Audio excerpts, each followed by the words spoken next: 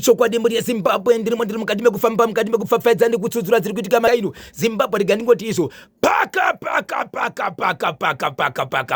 ndapindira kuchiweshe kwandapindira mukoma KB kunonzi iko kwaMusarara Chief Chiweshe Sabu kugondovamwe Chief ari Chiweshe zvakare.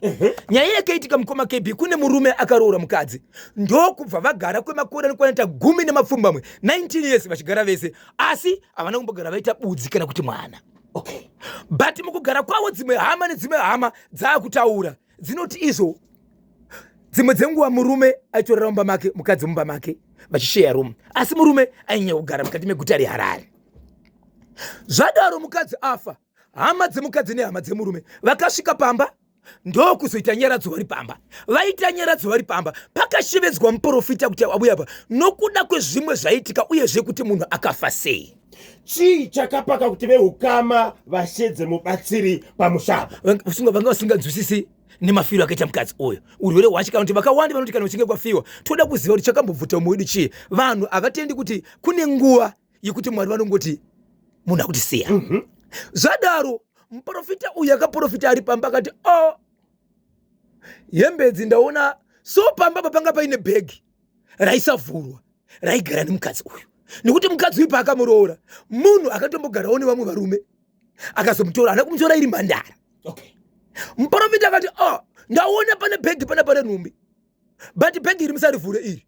Murume akati dai matora imimiwo kama vakasiwa ainaro iye ndokubva atakura bhegi but bhegi rakatora chinzi mukarivhura munenge matakurana zvakawanda nokuti mubhegi umo mune hembe dzevamwe varume vakambogara navo vakatofawo dzaigara nemukadzi uyu. Saka bhegi raigara mumba kwaakabva ikoko akabva nebhegi rake saka paakaya kuzoroorwa akangotakura katundu kwake kaakambogara nevamwe varume vakafa.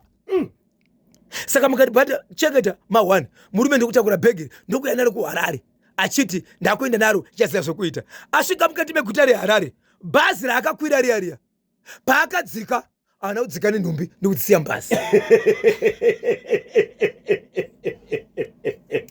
Kuchiweshe ndoko kwanga kuri kwani? Ndo kune musha wavo kuHarare ndokwaibata ari kubasa.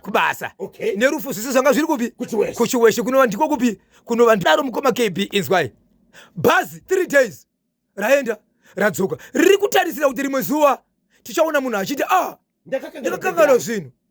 Vaya vebhazi vaya vachibva kuti patakazvitakura topaziva apo padhuze nebus stop padhuze nepamuzukuru wemurume uyu ndobva vangodzikisawo zvinhu ndobva vasiya ipapo. Izvozvo ndopazviri ndiri kuti muri yeZimbabwe manji mukaenda paWhatsApp channel yedu muchatoona bhegi rachona nechimwe chinhu chinenge wardrobe chinenge chiripo ipapo zvangosiyawo zviripo ipapo. Izvo kutaura kuti kwandiri kuti zvane 3-4 days zvingori ipapo. Ndobvunza muzukuru uya anogara padhuze nepakasiyiwa zvinhu izvi wakataura here zvikati akataura nasekuru kuvaudza kuti zvinhu zvakadzoka ari kuti ndakakangamwa ko zvinhu zvakadziswa here kwanzi asi kupindura aringomirire ipapo.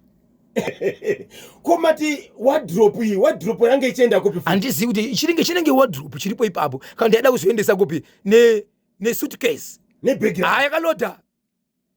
yakaloda baba bati yakaloda. Mubatsiri ndiye akataura kuti musavhure bhegi iri rine nhumbi dzevamwe vakafa vakambogara navo.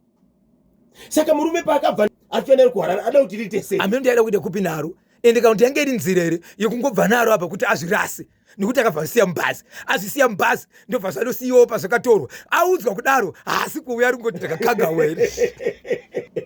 0713938538 kana